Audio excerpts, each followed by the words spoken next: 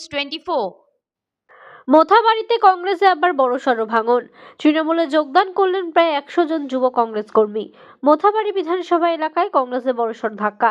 কালিয়াচক 2 নম্বর ব্লকের তৃণমূল কংগ্রেস কার্যালয়ে প্রতিমন্ত্রী তথা 52 নম্বর বিধানসভার বিধায়ক সাবিনা ইয়াসমিনের হাত ধরেই উত্তর পঞ্চানন্দপুর 1 নম্বর অঞ্চলের হাজারিটোলা বুথ আলাদিটোলা গ্রামের প্রায় শতাধিক যুব কংগ্রেস কর্মী কংগ্রেস ছেড়ে তৃণমূলে যোগদান করেন।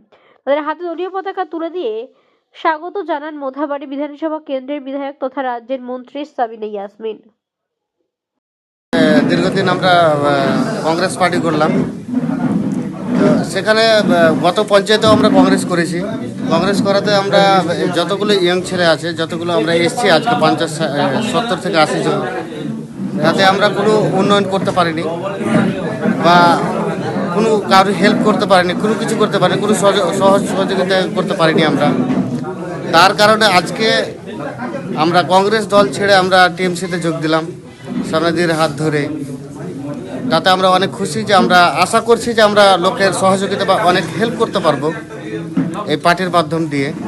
তাই আমাদের সকলকে একসাথে হওয়া বা যোগদান দেওয়া।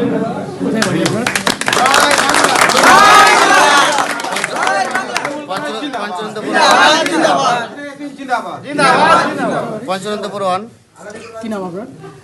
শাহজুল শেখ। বাকি যারা যোগদান করলো তারা কোন দল করতো? তারা সবাই কংগ্রেস করতো, আমরা সবাই একসাথে মিলেমিশে কংগ্রেস করতাম। আজকে বিশেষ করে মোথাবাড়ি বিধানসভার জন্য খুব খুশির খবর যে গত পঞ্চায়েতে সবথেকে খারাপ ফল করেছিলাম আমরা। আমার মোথাবাড়ি বিধানসভার যে 1 নম্বর বুথ উত্তর পঞ্চানন্দপুর 1 জিপির আহলাদিটোলা, সেই বুথে সবথেকে খারাপ ফল করেছিলাম।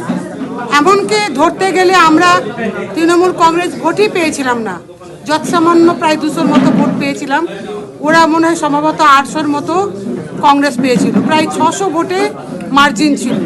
এবং আজকে দেখছেন যে প্রায় এখানে 100 ইয়াং ছেলে ওই বুথ থেকে, এদের নেতৃত্বে আমরা তাদের কাছে পরাজিত হয়েছিলাম, আমাদের দল পরাজিত হয়েছিল তৃণমূল কংগ্রেস। কিন্তু আজকে তারা দিদি মমতা ব্যানার্জির উন্নয়নে সামিল হওয়ার জন্য এবং বিভিন্ন রকমের বিজেপির যে অত্যাচার, সেই অত্যাচারে মুক্তর জবাব দেওয়ার জন্য আজকে সবাই মিলে তৃণমূল কংগ্রেসে যোগদান করেছে।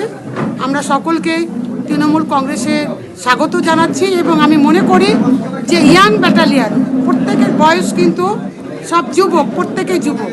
এবং আমার মনে হচ্ছে যে আজ থেকেই মোথাবাড়ি বিধানসভার যে ইয়াং জেনারেশন তৃণমূল কংগ্রেসের পাশে আছে, মমতা ব্যানার্জির পাশে আছে, সেই বার্তাটা দেওয়ার জন্য যথেষ্ট।